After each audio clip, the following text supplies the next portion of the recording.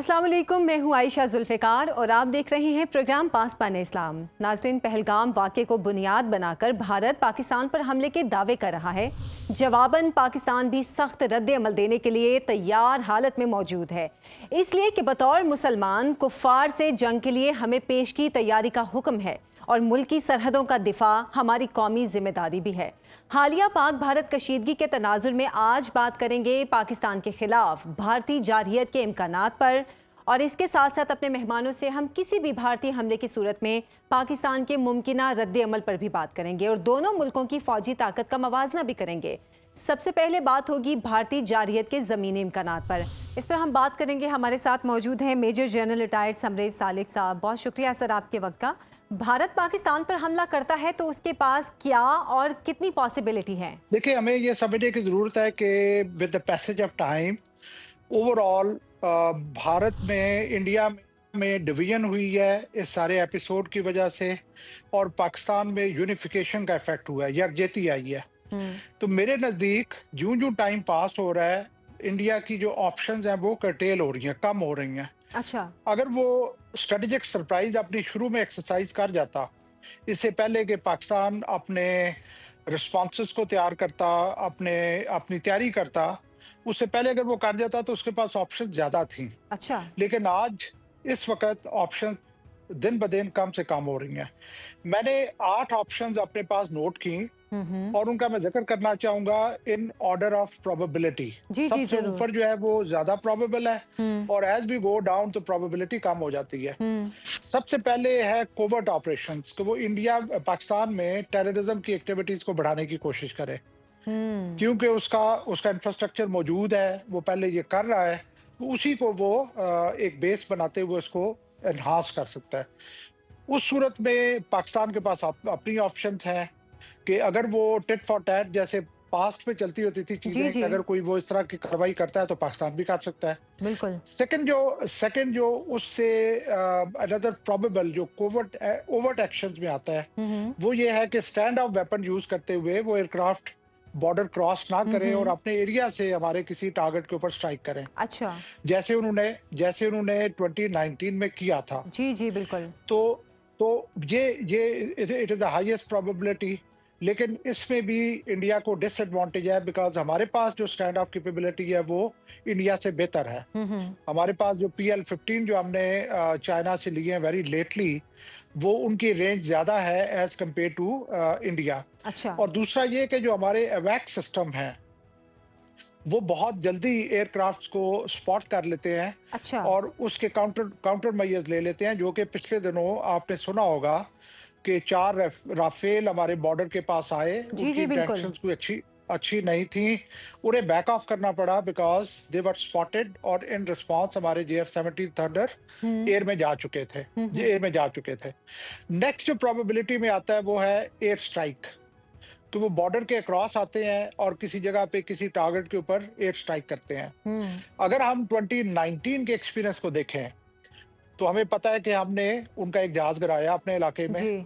और फिर उस पायलट को वापस किया एज अ रिस्पॉन्सिबल स्टेट। हम्म। तो ये भी, इसमें भी प्रोबेबिलिटी कम हो जाती है, because India would be worried कि पाकिस्तान के रिस्पॉन्सेस कैसे होंगे। सही।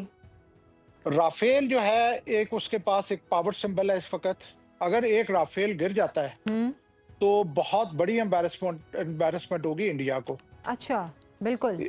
इसके डेफिनेटली, और पाकिस्तान के पास ऐसे वेर विदॉल ऐसे मींस हैं कि राफेल को गिराया जा सकता है। हम्म। नेक्स्ट जो प्रोबेबिलिटी में आता है, लोअर प्रोबेबिलिटी में, दैट इज ग्राउंड इनकर्शन, कि अच्छा। छोटा मोटा मिलिट्री ऑपरेशन करें कहीं लाइन ऑफ कंट्रोल के ऊपर, कोई हमारी एक आध पोस्ट के ऊपर आके अटैक करें, और वो ज्यादा डीप नहीं जा सकते क्योंकि उनको अगेन फिक्र है कि जो एस्केलेशन है वो हमारी कंट्रोल में रहे। Hmm. Another probability is low probability को नेवल ब्लॉकेट की ऑप्शन में जाए। वो एक कोशिश कर चुका है, एयरक्राफ्ट कैरियर को वो आगे लेके आए थे ऑफेंसिव मोड में, हम्म। लेकिन ये है कि एयरक्राफ्ट कैरियर को बैक ऑफ करना पड़ा जब नेवी ने अपने रिस्पॉन्सेज लगाए। बिल्कुल। और मैं ये समझता हूँ कि एयरक्राफ्ट कैरियर एक अनदर सिंबल ऑफ पावर है इंडिया का, लेकिन उतनी ही बड़ी वल्नरेबिलिटी है। उसको हम्म। सिंक करना, उसको डुबोना पाकिस्तान के पास कैपेबिलिटी है, और बहुत ज्यादा कोई मुश्किल काम नहीं होगा। बिल्कुल। अनदर अनदर प्रोबेबिलिटी, जो कि अगेन उसको मैं लो प्रोबेबिलिटी कहता हूं, कि कन्वेंशनल मिसाइल वो फायर करे। अच्छा। इस इस सिचुएशन में मसला ये है कि पाकिस्तान और इंडिया की रेंजेस इतनी कम है, डिस्टेंसेस इतने कम है, कि यहाँ पे जब एक कन्वेंशनल मिसाइल फायर होगा तो उसकी इंटरप्रिटेशन ऑन अदर साइड के वो न्यूक्लियर टिप्ड है या कन्वेंशनल है, दैट इज एन इशू। हम्म। तो हो सकता है कि इन पैनिक जो रिएक्शन जाए वो न्यूक्लियर टिप चला जाए। तो कन्वेंशनल मिसाइल की जो यूज है वो भी बहुत लिमिटेड ऑप्शन है हम्म। पाकिस्तान इंडिया के सिनेरियो में। सही। लास्ट जो आपने बात की थी ऑल आउट वॉर, जी जी। ऑल आउट वॉर को तो मैं टोटली रूल आउट करना चाहूंगा। अच्छा। रीजन बीइंग के two nuclear weapons, nuclear parts के दरमियान में न्यूक्लियर थ्रेशोल्ड से नीचे रहते हुए ऑल आउट वॉर की पॉसिबिलिटी, प्रोबेबिलिटी बहुत कम है। वो एक हम्म। बहुत ही रिस्की ऑप्शन है। हम्म। ना सिर्फ पाकिस्तान और इंडिया दोनों नहीं चाहेंगे कि न्यूक्लियर कॉन्फ्लैग्रेशन पे जाएं, और बल्कि even the world global players भी नहीं चाहेंगे कि यहाँ पे न्यूक्लियर जंग हो। बिल्कुल ऐसा है। बिकॉज जैसे एक हमारे एक्स प्राइम मिनिस्टर ने यूएन के प्लेटफॉर्म पे कहा था कि जब न्यूक्लियर ताकतें लड़ेंगी तो वो ट्रांसेंड करेंगे beyond borders of the two countries. Hmm. उससे पूरा रीजन इम्पैक्ट होगा और दुनिया भी इम्पैक्ट हो सकती है। बिल्कुल तो मेरे सही। नजदीक इस वक्त तक परसेप्शनल डोमेन में पाकिस्तान जंग ऑलरेडी जीत चुका है, और इंडिया जो है वो डेस्परेट है, वो रिएक्टिव मोड में है। 3 सीनियर कमांडर्स को अभी तक सैक कर चुके हैं। तो हम्म। मैं समझता हूं कि उनकी ऑप्शन जो है वो दिन ब दिन कम होती जा रही हैं। अनदर ऑप्शन जब जो उनके पास है, जो मैं समझता हूं कि मोस्ट लाइकली है, हम्म। कि without going into kinetic operations जो इकोनॉमिक स्ट्रैंगुलेशन की जाए पाकिस्तान की। हम्म। क्योंकि ये जो भी सिचुएशन बनी हुई है, इसमें जाहिर है उसके भी एक्सपेंसेस हो रहे हैं, हमारे भी एक्सपेंसेस हो रहे हैं। तो बिल्कुल ऐसे। पाकिस्तान जो है वो इकोनॉमिकली वल्नरेबल है।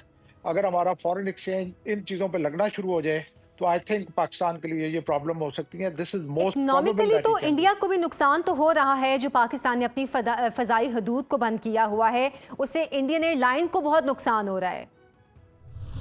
देखिए, इंडिया जो है वो डेफिनेटली एक लार्जर कंट्री है। $600 बिलियन उनके पास रिजर्व्स हैं, एज कम्पेयर टू पाकिस्तान जिसके पास हार्डली लेस देन 20 या 15-16 बिलियन डॉलर्स हैं। तो इंडिया की जो स्पेस है इकोनॉमिक डोमेन में वो ज्यादा है एज कम्पेयर टू पाकिस्तान। तो हम्म। ये जो है इकोनॉमिक स्ट्रैंगुलेशन, इसमें यस डेफिनेटली पाकिस्तान के लिए प्रॉब्लम्स हो सकती हैं। अच्छा। अच्छा, अभी जो पॉसिबिलिटीज़ के हवाले से आपने बात की है, भारत के पास ऐसी कौन सी वो पॉसिबिलिटी है जिसके लिए हमें सबसे ज़्यादा तैयार रहना चाहिए? देखिए, मैं समझता हूँ कि जो तैयारी तो हमारी अल्हम्दुलिल्लाह बहुत अच्छी है इस वक्त। ये जो 9-10 दिन गुजर गए हैं, इसमें पाकिस्तान को ये चांस मिला कि उसने अपनी फुल तैयारी कर ली है हर लिहाज से। हम्म। हमारे यहाँ जज्बा है, हमारे यहाँ लोग जो है वो तैयार है। और इंडिया जो है वो, चूंकि जैसे मैंने आपको कहा कि हमारे यहाँ यूनिफिकेशन हुई है, वहाँ पे डिवीजन हुई है। सिखों का बहुत बड़ा एक चैलेंज है इंडिया को, कि इंडिया जो है वो, कि सिख सोल्जर्स जो है वो इंडिया का साथ देंगे या नहीं देंगे। आज मैं एक सिख लीडर का ट्वीट देख रहा था कि हिंदू जो है इस दफा खुद लड़ेगा, सिख उसके साथ नहीं लड़ेंगे। अच्छा, no coming to your question, जी जी। आई थिंक 2 प्रोबेबिलिटीज हैं जिसके लिए हमें सबसे ज्यादा तैयार होना चाहिए। एक है स्टैंड ऑफ वेपन यूज करने का, हम्म। और दूसरा है एयर स्ट्राइक। अच्छा। सही। अच्छा, जी जी। तो क्या आपके ख्याल में भारत अपनी अवाम और जंग के भूखे मीडिया को तसल्ली देने के लिए कश्मीर लिमिटेड ग्राउंड इनकर्जन की सूरत एक नुमाइशी हमला भी कर सकता है? देखिए, भारत को अगर आप देखें ना, तो भारत में ये कैपेबिलिटी है कि वो छोटा काम करके उसको मीडिया के थ्रू बड़ा प्रोजेक्ट बिल्कुल ऐसा है। कर सकता है। बिल्कुल। उन्होंने 2015 में जीरो इनकर्शन की थी, और मीडिया पे ऐसे प्रोजेक्ट किया था कि हमने सर्जिकल स्ट्राइक की है क्रॉस द बॉर्डर। हम्म। तो चूंकि उसको अभी फेस सेविंग चाहिए, वो मतलब जिस तरह का वो ड्रामेबाज ये कौम है, हम्म। वो अपने एरिया में कोई एक्टिविटी करके मूवी बना के तो दिखा सकते हैं कि हम क्रॉस गए थे और हम ये कुछ कर दिया आपने। सही। तो जो ग्राउंड इनकर्शन है उसमें जाहिर है फिर उसके रिस्पॉन्सेज भी आएंगे। सबसे ज्यादा जो इंडिया को फिक्र है वो ये है कि पाकिस्तान रिस्पॉन्ड किस तरीके से करेगा। अच्छा, आप फेस सेविंग की बात कर रहे हैं और जाहिर सी बात है आने वाले दिनों में भारत की एक स्टेट में इलेक्शंस भी होने वाले हैं और इस हवाले से भी बातें हो रही हैं कि शायद ये उसी सिलसिले में एक स्टंट है। लेकिन आपके ख्याल में अगर भारत सिर्फ कश्मीर तक महदूद जंग शुरू करता है तो उस पर हमारा रिस्पॉन्स क्या होगा? देखिए, लाइकली तो यही है कि जो ऑपरेशंस हों, जो जो कुछ भी वो इनिशिएटिव लेता है, वो वायलेबल लाइन ऑफ कंट्रोल पे ले रादर दैन इनवायलेबल बॉर्डर के ऊपर ले। हम्म। क्योंकि जो एलओसी है, लाइन ऑफ कंट्रोल, उसके ऊपर उसके पास ज़्यादा ऑप्शंस हैं। हम्म। लेकिन वो टेरेन इस तरह की है, माउंटेनस एरिया है, वहाँ पे एक लिमिटेड ऑपरेशन ही हो सकता है, कोई बहुत बड़ा ऑपरेशन ठीक है। नहीं हो सकता। तो इस सूरत में पाकिस्तान की अपनी रिस्पॉन्सेज हैं, पाकिस्तान के पास वेरविदौल है, जो कोई होगा उसको मतलब उसने रिस्क लेना है कि अगर कोई इस तरह की सिचुएशन वो करता है, तो पाकिस्तान के पास भी ऑप्शंस होंगे कि अक्रॉस एलओसी हाँ, वो भी अपनी एक्टिविटीज करे। बिल्कुल। अच्छा, वैसे इस वक्त हमारी तमाम फोर्सेस, हमारी एजेंसीज तो अलर्ट हैं, लेकिन अगर भारत एलओसी और इंटरनेशनल बॉर्डर से भी हमला कर देता है तो भारतीय फौजियों की बड़ी तादाद चीन के बॉर्डर पर भी है और कश्मीर में भी उसके 7 लाख फौजी मौजूद हैं और 7 सिस्टर स्टेट में भी उसकी फौज मौजूद है। क्या आपको नहीं लगता कि ऐसी सूरत में भारत को हमले के लिए महदूद फौज मुयस्सर होगी? Absolutely true. देखें, ये जो एपिसोड हुआ है, जैसे कहते हैं कि हर चैलेंज के अंदर एक अपॉर्चुनिटी हिडन होती है। इस एपिसोड में ये जो पहलगाम वाला एपिसोड हुआ है, इसमें मुझे दो ट्राइकाज इमर्ज होते हुए नजर आ रहे हैं, अलायंसेस। एक अलायंस है यूएस, इजराइल और इंडिया की, हम्म। और दूसरी कंटेंडिंग अलायंस है पाकिस्तान, चाइना और बांग्लादेश की। हम्म। अब देखें, पाकिस्तान, चाइना और बांग्लादेश तो इंडिया को सराउंड कर रहे हैं, वेयर इजराइल और यूनाइटेड स्टेट्स जो है वो दूर की ताकतें हैं, हम्म। वो इस रीजन में मौजूद नहीं है। तो आपने सुना होगा कि बांग्लादेश के एक रिटायर्ड मेजर जनरल ने ये आर्टिकल लिखा है कि अगर पाकिस्तान के ऊपर इंडिया हमला करता है तो हमें 7 सिस्टर स्टेट्स को अलग कर देना चाहिए हम्म। इंडिया से, विद सपोर्ट ऑफ चाइना। हम्म। तो अगर सही। चाइना के बॉर्डर को आप देखें, दूसरा जो ईस्टर्न स्टेट्स में जो इनकी 4.5 लाख फौज है, उसको देखें, जैसे कि अभी गवर्नमेंट बांग्लादेश में नो इट्स एंटी इंडिया, हम्म। और वो जो इन्होंने कॉरिडोर की लिया था, एक एग्रीमेंट किया था सीना वाजिद के साथ, वो खत्म हो चुका है। तो इन सारी चीजों को देखते हुए वो 4.5 लाख फौज को मूव करना उस रीजन से to this border, western border, China के ऊपर अपने सेफ गार्ड लेना, चाइना वाली साइड के ऊपर, हम्म। ये सारा कुछ देखते हुए इंडिया के पास ऑप्शन बहुत रिस्ट्रिक्ट हो जाती हैं। उसके पास नंबर ऑफ ट्रुप्स जो कि वो इम्प्लॉय करना चाहेगा पाकिस्तान के खिलाफ, वो बहुत रिस्ट्रिक्ट हो जाती हैं, और उस सिचुएशन में वट पाकिस्तान हैज, पाकिस्तान को एक एज मिल जाती है इंडिया के ऊपर। सही। अच्छा सर, अगर भारत एलओसी पर महदूद हमले के साथ साथ अपनी प्रॉक्सीज की मदद से पाकिस्तान के अंदर दहशतगर्दी का बड़ा वाकया भी करवा देता है, जैसे भारत पहले भी करवाता रहा है, तो पाकिस्तान का रद्द अमल क्या होना चाहिए? देखिए, पाकिस्तान को इस वक्त जो इंडिया है वो बहुत ज्यादा वल्नरेबल है। हम्म। कश्मीर में उसकी वल्नरेबिलिटी है। पंजाब जो है वो इस पहलगाम एपिसोड में पंजाब एक नई शक्ल में इमर्ज हुआ है। सिखों के जो रिस्पॉन्सेज हैं, जो ईस्टर्न स्टेट्स हैं, वहाँ पे जो है वो अलादगी पसंद तहरीकें जोर पकड़ रही हैं। जी जी। तो पाकिस्तान के पास भी बहुत ऑप्शंस हैं। पाकिस्तान जो है वो एक रिस्पॉन्सिबल स्टेट होते हुए, Pakistan has been all along victim of terrorism. Hmm. और मैं एक और बात कहना चाहूंगा कि पाकिस्तान में जो टेररिज्म हुआ है उसका विक्टिम चाइना भी हुआ है। हम्म। चाइना के नेशनल्स के खिलाफ जब ये टेररिज्म हो रहा था, तो चाइना को पता है कि इसका करने वाला इंडिया है।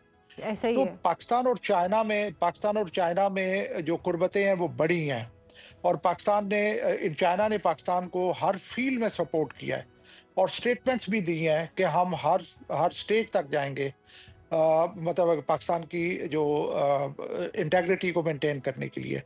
सो लाइकली तो यही है कि वो कश्मीर में छोटा मोटा एक्शन करे और पाकिस्तान में टेररिज्म करने की कोशिश करे। लेकिन मैं आपको यकीन दिलाता हूं कि पाकिस्तान इस वक्त 3 डायमेंशनल थ्रेट को फेस कर रहा है। हम्म। एक है वेस्टर्न बॉर्डर के ऊपर, जी हफ्ता बिल्कुल। पहले वहां से इंकर्शन हुई और सारे हम्म। जितने भी थे टेररिस्ट उनको मारा जी, गया। 54 टेररिस्ट को दू- मारा गया। दूसरा ईस्टर्न बॉर्डर के ऊपर, और हम्म। तीसरा जो हमारे इंटरनल चैलेंजेस हैं। हम्म। इंटरनल चैलेंजेस जो है वो थोड़ा सा सबसाइड हुए हैं जब से हमारी तरफ इंडिया की तरफ से थ्रेट आई है, क्योंकि ऐसा ही हमारे है। में यूनिफिकेशन आई है। हम्म। तो हम इंशाल्लाह ताला हम इन सारी चीजों को निबड़ लेंगे। There is no nothing to worry. इंशाल्लाह ताला। अच्छा, आखिर में आपसे जानना चाहूँगी कि आपको लगता है कि भारत पाकिस्तान पर न्यूक्लियर अटैक कर सकता है? और ये भी बता दें कि अगर ज़रूरत पड़ी तो क्या पाकिस्तान भारत पर फर्स्ट न्यूक्लियर स्ट्राइक कर सकता है? Very interesting question. देखें, अगर आप कंपैरिजन ऑफ फोर्सेस देखें, तो सिर्फ न्यूक्लियर वेपन्स वॉर एक्ट है जिसमें पाकिस्तान को एज है, स्लाइट एज है ओवर इंडिया। हम्म। पाकिस्तान के पास 170 न्यूक्लियर वॉर एक्ट्स हैं और इंडिया के पास 164 न्यूक्लियर वॉर एक्ट्स हैं। अच्छा। उन वॉर एक्ट्स के अंदर रहते हुए मिसाइल टेक्नोलॉजी में पाकिस्तान को एडवांटेज है और पाकिस्तान के पास कुछ ऐसी कैपेबिलिटीज हैं जो इंडिया के पास नहीं है। अच्छा। तो इनको होते हुए इंडिया कोशिश करेगा कि न्यूक्लियर थ्रेशोल्ड को टच किए बगैर उससे नीचे रहते रहते जो कुछ करे वो करे। और टैक्टिकल न्यूक्लियर वेपन जो कि पाकिस्तान के पास है, उनकी प्रेजेंस में जो उसकी स्पेस है कि वो न्यूक्लियर थ्रेशोल्ड और ज्यादा नीचे चला गया। So use of nuclear weapon by India मेरे नजदीक it is out of question. अगर आप रिकॉल करें, जी। हमारे प्रेसिडेंट जियाउल हक, अल्लाह में ब्लेस हिज सोल, जब वो इंडिया गए थे तो उन्होंने राजीव गांधी के कान में एक बड़ी यादगार बात की थी कि अगर तुमने एटम बम यूज किया तो मुसलमान तो फिर भी दुनिया में कहीं ना कहीं बच जाएंगे, लेकिन जब पाकिस्तान यूज करेगा तो हिंदू जो है वो सफा हस्ती से मिट जाएंगे। एक वाहिद कंट्री है हिंदुओं का जो कि इंडिया है। तो इंडिया को सारा पता है कि अगर उसने इस तरह का कोई चांस लिया तो हिंदू टोटली अबॉलिश हो जाएंगे on the face of earth. बहुत बहुत शुक्रिया मेजर जनरल रिटायर्ड समरेज सालिक साहब हमारे साथ मौजूद थे। ये काफ़ी इत्मीनान बख्श बात है कि अगर इंडिया की तरफ से कोई स्टंट करने की कोशिश की जाती है, कोई स्ट्राइक करने की कोशिश की जाती है, तो हमारी फोर्सेस इतनी कैपेबल हैं, इतनी कैपेबिलिटी है उनके पास, इतने स्ट्रॉन्ग फुट पर मौजूद हैं वो कि इंडिया की ऐसी किसी भी कार्रवाई का मौसर जवाब दे सकती हैं। पाकिस्तान की फोर्सेस किस तरह की तैयारियों में हैं इस वक्त? हमने आपको बताया कि पाकिस्तान आर्मी की तैयारियां कैसी हैं, पाकिस्तान एयरफोर्स की तैयारियां कैसी हैं। इस हवाले से इस पे बात करेंगे एक ब्रेक के बाद। वेलकम बैक नाजरीन। प्रोग्राम के दूसरे हिस्से में पाकिस्तान के खिलाफ भारतीय जारहियत के फ़िज़ाई इम्कानात पर बात करेंगे। गो के पाकिस्तान एयरफोर्स को टेक्नोलॉजी और पेशा वराना महारत में भारतीय फ़ज़ाइया पर सबकत हासिल है, लेकिन फिर भी मोदी टोले की जुनूनी कैफियत भारत को एक ऐसी मुहिम जोई पर मजबूर कर सकती है जो उसके लिए इंतहाई मुहलिक हो। हमारे साथ मौजूद हैं पाक फ़ज़ाइया के रिटायर्ड एयर मार्शल एजाज़ मलिक साहब। बहुत बहुत शुक्रिया एजाज़ साहब आपके वक्त का। भारत पाकिस्तान पर हमला करता है अगर, तो उसके पास क्या और कितनी पॉसिबिलिटीज़ हैं? बहुत शुक्रिया जी। देखिए, हमला करने की या कोई एडवेंचर करने की जो ऑप्शन है वो तो हर वक्त दोनों साइड्स के पास होती है, क्योंकि बहरहाल हमारी एक दुश्मनी है पिछले 75-76 सालों से और हम जंगें लड़ चुके हैं और लाइन ऑफ कंट्रोल पर कई दफ़ा ग्राउंड जो है फायर एक्सचेंज होते हैं, फिर उसके बाद जो है वो आपस में फ्लैग स्टॉक मीटिंग्स वगैरह होती हैं। तो जो नो वार नो पीस सिचुएशन है, ये तो एक रूटीन है। लेकिन अभी जो सिचुएशन है उसमें भारत की जो पॉलिटिकल लीडरशिप है वो अपनी बिछाई हुई जो है ना उनकी चेस गेम, वो उसमें खुद फंस गए।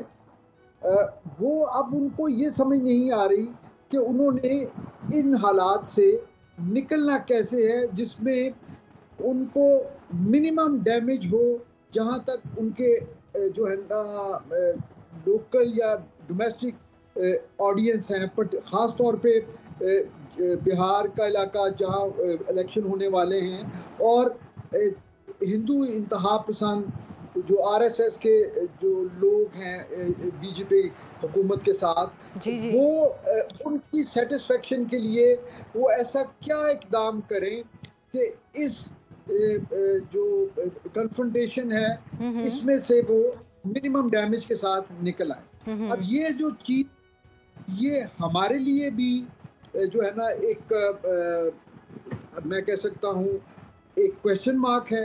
तो उसका बेहतरीन हल ये है जो हमारी क़यादत ने किया कि हमने बड़ा वाज़ेह पैगाम दे दिया है कि हम तो अमन के ख़्वाह हैं, लेकिन अमन के लिए ख्वाहिश को हमारी कमज़ोरी ना समझा जाए। बिल्कुल। और हमारे चीफ ने कहा कि 2019 में फरवरी में तो हमने ऑपरेशन स्विफ्ट रिटॉर्ट में अपने पॉलिटिकल विजडम की वजह से हमने उसको बड़ा कैलकुलेटेड और जो है ना प्रोपोर्शनेट उसका रिस्पांस रखा। लेकिन इस दफ़ा हम ऐसा नहीं करेंगे। इस दफ़ा हमारा रिस्पांस जो है वो प्रोपोर्शनेट नहीं होगा। हम फुल ऑफेंसिव में जाएंगे और हम भारत की फिजाओं में जाके जो है ना अपनी फिजाई बर्तरी इंशाल्लाह वो हम साबित करेंगे। और इंशाल्लाह। उसके बाद फिर जिस तरह वो चाहें, मतलब हम तो अमन की भी पेशकश कर रहे हैं, और अगर उन्होंने जो है ना उसको नहीं कबूल किया तो मजबूरन हमें फिर अपनी जो है ना ख़ास तौर पे फ़िज़ाई क़ुव्वत जो है उसका एक भरपूर पंच उनको देना ही पड़ेगा। बिल्कुल, आपने ठीक बात कही है और इस वक्त यकीनन पाकिस्तान की तमाम फोर्सेस अपनी पूरी ताकत के साथ, पूरी तैयारियों के साथ मौजूद हैं और हर तरह की सिचुएशन के मुकाबला करने के लिए तैयार हैं। लेकिन सर, अगर भारत ने इस बार भी बालाकोट हमले की तरह पाकिस्तान पर झपटने की कोशिश की तो फ़ज़ाइया उसके लिए कितनी तैयार है? देखिए जी, हम तो बिल्कुल इस वक्त जो है ना आप ये समझिए कि जो वॉर रेडीनेस स्टेटस होता है हम तो उस पे हैं। यानी हमारी रेडीनेस अल्हम्दुलिल्लाह जो है ना वो मिनट्स की है। बिल्कुल। हमने अगर उन्होंने कोई मिसएडवेंचर किया तो हम इमीडिएटली चंद लम्हों में उसका रिस्पांस देंगे, और अगर उन्होंने कोई ग्राउंड ऑफेंसिव से स्टार्ट लेने की कोशिश तो हमारी जो मुसल्लह अफवाज में से जो हमारा आर्मी का कंपोनेंट है वो तो हमेशा से ही eyeball to eyeball बैठे हुए हैं एलओसी पे, और दूसरी तरफ हमारे समुद्रों की निगहबान हमारी बहरिया जो है बिल्कुल। वो भी समुद्र की हिफाजत के लिए तैयार है। और अगर हमें इनमें से वो जो भी ऑप्शन ले, एयरफोर्स का रोल जो है वो बड़ा कुलीदी रहेगा, क्योंकि हमने उनकी फ़िज़ाइया को भी फेस करना है, हमने अपनी नेवी को भी सपोर्ट करना है, और हमने अपनी ग्राउंड ऑफेंसिव को और जो हमारे आर्मी के ऑपरेशंस होंगे हमने उनको भी एक एयर कवर जो है वो 24/7 देना है। तो हम उसके लिए तैयार हैं जी। बिल्कुल, आपने ठीक बात कही है और जो भी सिचुएशन होगी हम हर तरह की सिचुएशन के लिए तैयार हैं। सर, अगर भारत ने एलओसी तक जंग को महदूद रखा तो क्या पाक फ़ज़ाइया का जारहाना किरदार के साथ मकबूजा वादी में भारत के फ़ौजी ठिकानों को निशाना बनाने का इम्कान है? हमारी फ़ज़ाइया की कैपेबिलिटी तो ज़ाहिर सी बात है, हम सब जानते हैं बेहतरीन है और पाकिस्तान की फ़ज़ाइया दुनिया की बेहतरीन एयर फोर्सेज में आती है, तो कैपेबिलिटी यहाँ पर आप किस तरह देखते हैं? देखिए जी, जहाँ तक एलओसी की बात है, ये हमारे लिए हमेशा से ये एक सेंसिटिविटी है रही है कि एलओसी के दोनों तरफ हमारे कश्मीरी भाई। बिल्कुल।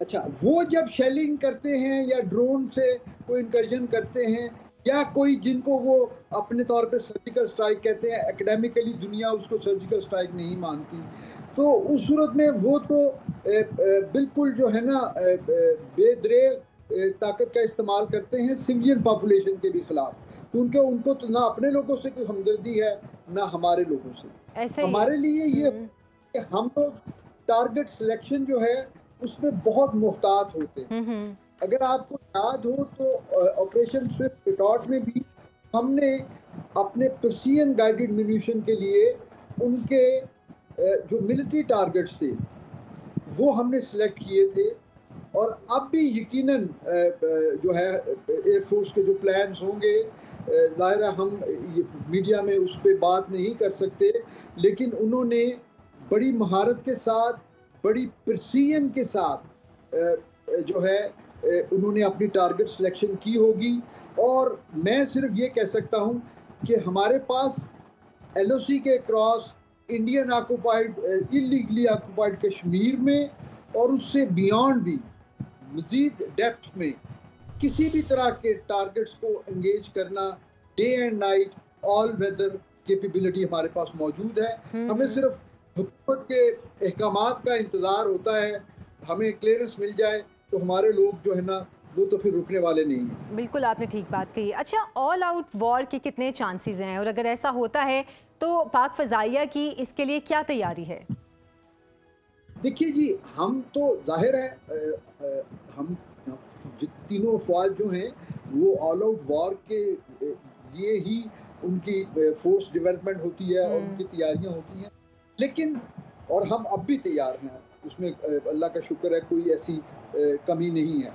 लेकिन मेरा अपना एक तज्जिया है और ये मेरी पर्सनल राय है कि उसके इम्कानात कम हैं, अच्छा। क्योंकि अगरचे दुनिया ने तो अभी भी यही कहा है कि इवन इस स्टेज पे भी उन्होंने भारत को वार्न किया है कि आप एस्केलेशन ना करें और यहीं पे बाहमी बातचीत से अपने मसाइल को हल करें। तो दुनिया कभी भी नहीं चाहेगी कि ख़ास तौर पे अमेरिका और वेस्टर्न जो पावर्स हैं उनकी एक्टिविटी है, क्योंकि देखिए इस खित्ते में दुनिया की आबादी का तकरीबन 20 से 22% हिस्सा रहता है और अगर यहाँ पे एक दफ़ा ऑल आउट वॉर हो जाती है तो फिर उसको एक न्यूक्लियर ऑप्शन में जाते हुए कोई देर नहीं लगती। पाक फ़ज़ाइया के retired air marshal Ejaz Malik साहब हमारे साथ मौजूद थे। पाकिस्तान की बड़ी फ़ौज और फ़ज़ाई फ़ौज की इस वक्त क्या तैयारियां, इस हवाले से हमने बात की। बहरी फ़ौज इस वक्त कहाँ पे स्टैंड कर रही है, उसकी क्या तैयारियां हैं, इस पे बात करेंगे एक ब्रेक के बाद। प्रोग्राम में एक बार फिर से खुशामदीद नाज़रीन। पाकिस्तान को मुआशी बहरान से दो चार करने के लिए कराची पोर्ट की नाकाबंदी भारत की जंगी मनसूबाबंदी का अहम नुक्ता है। भारतीय मीडिया के उकाब अपने टीवी चैनल्स पर बैठकर अपनी हुकूमत को आजकल कुछ इसी तरह के मशवरे दे रहे हैं। मोदी की जुनूनी क़यादत के होते हुए मुमकिन है कि भारत ऐसी गलती कर डाले जिसके नताइज भुगतना उसके लिए इंतहाई मुश्किल हो। लेकिन सवाल ये है कि भारत के लिए पाकिस्तान की आबी नाकाबंदी क्या वाकई मुमकिन है? क्या भारतीय बहरिया इस बात की सलाहियत रखती है कि कराची पोर्ट की नाकाबंदी कर सके? और अगर भारत बुहैरा अरब के मसरूफ़ तिजारती रूट पर ऐसी कोई मुहिम जोई करता है तो खलीजी ममालिक और चीन क्या रद्द-ए-अमल देगा और पाकिस्तान का सबसे मौसर जवाब क्या होगा? इन्हीं सवालात के जवाबात के लिए हमने राब्ता किया है। हमारे साथ मौजूद हैं कॉमोडोर रिटायर्ड फैसल शाह साहब। फैसल साहब, बहुत बहुत शुक्रिया सर आपके वक्त का। पाकिस्तान या कराची पोर्ट की बहरी नाकाबंदी भारत की जंगी हिकमत अमली का हिस्सा है। क्या भारतीय बहरिया में ये सलाहियत है कि वो कराची की नाकाबंदी कर सके? अगर उनमें ये सलाहियत होती तो वो अब तक ये कर चुके होते। तो अच्छा। ये बात इस चीज़ की गमाज़ है कि उनके पास ये सलाहियत मौजूद नहीं है। अल्लाह ताला ने हमें इतनी अच्छी स्ट्रेटेजिक लोकेशन दी है कि हम पर्शियन गल्फ के बिल्कुल करीब हैं और हमारी और इंडिया दोनों की मेजर ट्रेड पर्शियन गल्फ से जाती, तो हम अपनी ट्रेड को बड़ी अच्छी तरह से सिक्योर कर सकते हैं और इंडिया की ट्रेड को बड़ी अच्छी तरह से टारगेट कर सकते हैं। ये चीज़ उन लोगों को बहुत अच्छी तरह से पावर हो चुकी है, उनको पता है, जिसकी वजह से वो किसी जगह पे भी कोई ऐसा एडवेंचर नहीं करेंगे जहां से पाकिस्तान मजबूर हो जाए कि उनकी ट्रेड को टारगेट किया जाए। तो कराची पोर्ट के करीब आना तो बहुत दूर की बात, वो कराची के 400 मील करीब भी नहीं आ सकते, उनकी इतनी इस्तेदाद भी नहीं है। आपने देखा होगा कि पिछले 7 सालों में उनकी सबमरीन्स ने, जो कि सबसे ज़्यादा एक पोटेंट वेपन होता है किसी नेवी के पास, क्योंकि वो कोवर्ट होता है, वो छुप के आता है, छुप के वार करता है, उसको पाकिस्तान नेवी ने 4 दफ़ा ढूंढा है और भगाया है। तो जब उनका सबसे इम्पोर्टेंट और छुपा हुआ वेपन और प्लेटफॉर्म नहीं हमारी आंखों से ओझल हो सकता, हमसे नहीं बच सकता, तो बाकी बहरिया उनकी कहां से इतने करीब आ सकते? बिल्कुल ठीक बात की आपने। अच्छा, क्या पाकिस्तान की बहरी ताकत भारत की नाकाबंदी की कोशिश को आसानी नाकाम बना सकती है?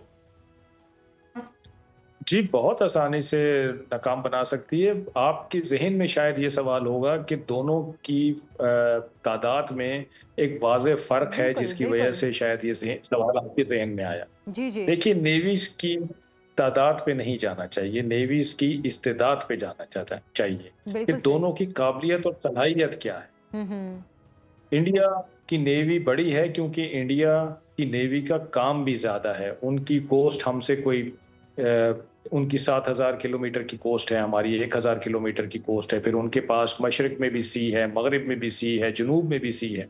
हमारे पास जनूब में सी है, 1000 किलोमीटर की हमारी कोस्ट है।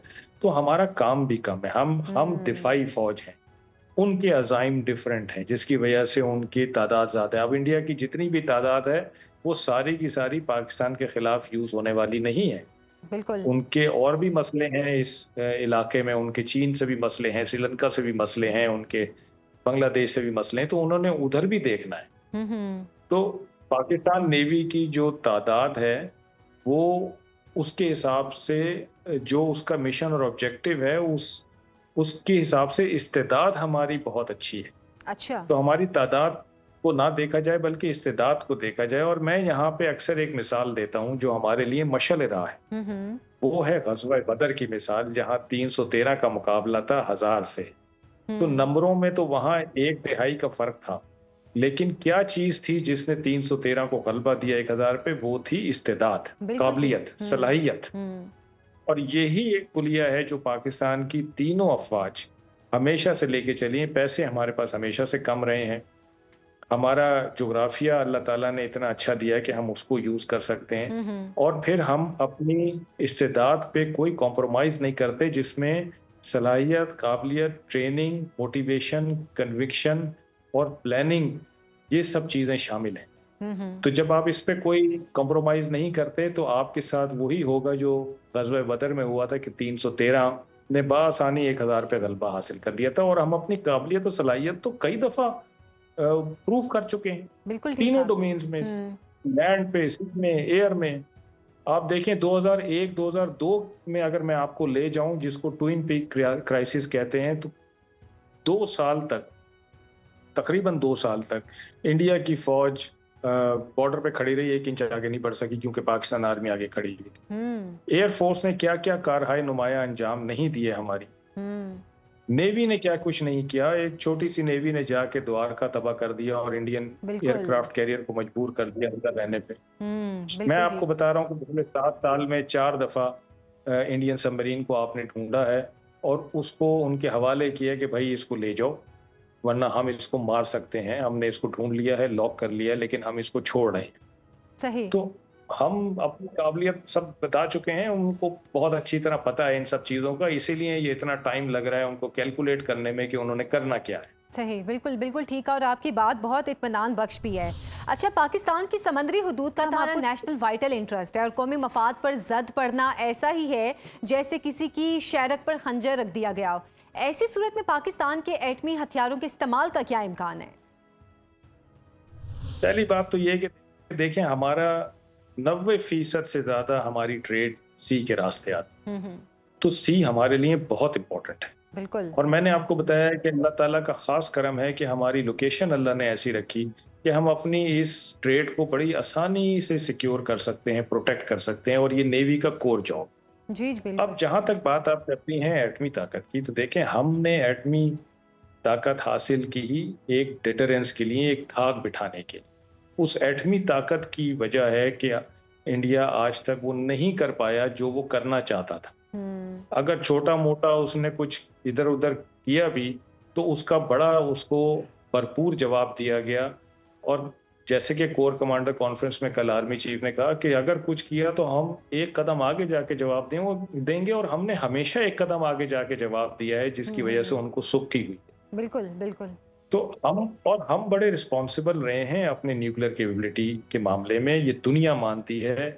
अमेरिकन के IAEA की स्टेटमेंट्स हैं कि पाकिस्तान के न्यूक्लियर वेपन्स बड़े सेफ हाथों में हैं, जबकि आप इंडिया की तरफ देखें तो कई 100 वाकयात हुए हैं जिसमें न्यूक्लियर वेपन्स की मिस हैंडलिंग हुई है। फिसाइल मटेरियल आम लोगों के पास से निकला है, जो कि एक बहुत बड़ा ऑफेंस है, बहुत बड़ा खतरा है। मटेरियल कई बार चोरी हुआ है उनका वहां से। जी चोरी हुआ, ब्रीच हुई, न्यूक्लियर सबमरीन को नुकसान पहुंचा हार्बर में खड़े खड़े। मतलब बहुत सारे ऐसे मामलात हुए हैं जिसमें उनकी इररिस्पॉन्सिबिलिटी बहुत वाज़ेह है। तो वो बात बहुत दूर की है, वहां तक पहुंचने में बड़ा टाइम लगेगा। उससे पहले आप देख लें कि उनकी तो इतनी हिम्मत नहीं हो रही है कि वो कुछ कर लें, जितनी उनकी गीदड़ भभकियां थी 22 मई के बाद से, तो आज तक तो कुछ नजर नहीं आया। अच्छा सर, हम बात जैसे कि अभी कर रहे हैं कि भारत की जानिब से मुमकिन इक़दाम क्या हो सकते हैं। अगर हम बुहैरा अरब की बात करें तो बुहैरा अरब की मसरूफ़ तिजारती राहदारी से दुनिया की 40% समंदरी मालबरदारी होती है। भारत की जानिब से बहरी नाकाबंदी की कोशिश पर दोस्त खलीजी और जो पड़ोसी ममालिक हैं, क्या वो भी हिरासा नहीं होंगे? उनके लिए भी मुश्किलात नहीं होंगी? जी बिल्कुल, इसमें सबके लिए मुश्किलात होंगी। सी पे जब भी कुछ होता है सबके लिए मुश्किलात पैदा हो जाती हैं, क्योंकि वहां से जो दूसरे ममालिक की तिजारत गुजर रही होती है उनको भी वो एक्सपेंसिव पड़ जाती है, क्योंकि जो जहाज़ किसी और मुल्क के लिए भी सामान लेके जा रहा होगा वो उस पे वॉर सरचार्ज लगा देता है, क्योंकि वो एक कॉन्फ्लिक्ट जोन से गुजर रहा होता है। तो सबके लिए मुश्किलात बढ़ जाती हैं। फिर जहाँ पे जंग हो रही हो, ज़ाहिर बात है वहाँ पे एहतिमाल रहता है इस चीज़ का कि कोई भी गलती हो सकती है। यानी अगर इंडिया पाकिस्तानी किसी शिप जो कि पाकिस्तान का सामान लेकर आ रहा हो उसको टारगेट करना चाहे, गलती से हो सकता है वो किसी और मुल्क की शिप को टारगेट कर दे, तो ये गलती का एहतिमाल भी रहता है। तो ये एक मुश्किल सूरत हाल होती है। इसीलिए तमाम नेवीज आपस में मिलजुल कर काम करना चाहती हैं सी पे जितने भी चैलेंजेस होते हैं उसके लिए। और उसकी मिसाल मैं आपको दूं कि अभी फरवरी में एक अमन एक्सरसाइज नेवी ने करवाई थी पाकिस्तान की तरफ से। ये बहुत बड़ा इनिशिएटिव है। उसमें अमन डायलॉग भी हुआ और उसमें 60 ममालिक ने आके ये बात की कि हम में से किसी को अकेले काम नहीं करना है सी पे, हमने सबने मिल के काम करना है, क्योंकि सब समझते हैं कि सी पे जो कुछ होता है उसका फायदा भी सबको होता है, उसका नुकसान भी सबको होता है। ऐसा ही है। तो ये बात भी एक समझने की जरूरत है कि अगर इंडिया कोई ऐसा मिस एडवेंचर करेगा तो वो कोई बाकी जो ममालिक हैं उनसे उसको शाबाश नहीं मिलेगी, उनसे भी उसको वो लान तान, सॉरी ये वर्ड मैं यूज कर रहा हूँ, लेकिन उससे भी उनको क्रिटिसिज्म मिलेगा। फैसल शाह साहब हमारे साथ मौजूद थे। नाज़रीन, आपने आज के प्रोग्राम में अस्करी माहिरीन की आरा सुनी कि जंगी जुनून का शिकार भारत किन पॉसिबिलिटीज़ के साथ हम पर हमला कर सकता है। इन पॉसिबिलिटीज़ में हम पर मिसाइल हमला करना, एयर अटैक करना, कश्मीर पर महदूद हमला करना या कश्मीर पर हमला करके उस पर कब्जा करने की कोशिश करना, पाकिस्तान के खिलाफ मुकम्मल जंग छेड़ना, हम पर फ़ज़ाई या समंदरी यलगार करना, एटमी हमला करना या फिर हमारी समंदरी नाकाबंदी की कोशिश करना शामिल है। लेकिन हम इन तमाम इम्कानात को सामने रखकर भारत को मुंह तोड़ जवाब देने के लिए तैयार हैं। और अहम तरीन बात यह है कि भारत अपनी अफवाज को पाकिस्तान के खिलाफ ऑपरेशनल फ्रीडम की इजाज़त देकर इंटेंट ऑफ वॉर जाहिर कर चुका है, यानी कि वो एलिमेंट ऑफ सरप्राइज खो चुका है। ना ये सन 65 है कि भारत रात की तारीकी में हम पर हमला कर दे, और ना ही ये 2019 है कि भारतीय फजाइया बालाकोट के करीब हमला करके चंद दरख्त गिराए और फरार हो जाए। हमने तब भी भारत को मुंह तोड़ जवाब दिया था और आज भी हमारी निगहबान आंखें, हमारी अफवाज किसी भी भारतीय एडवेंचर का मुंह तोड़ जवाब देने के लिए ना सिर्फ तैयार हैं बल्कि दुश्मन की छेड़ी जंग को उसी के घर के अंदर तक ले जाने की सलाहियत रखती हैं। अल्लाह हाफिज। पाक फौज जिंदाबाद, पाकिस्तान पाइंदाबाद।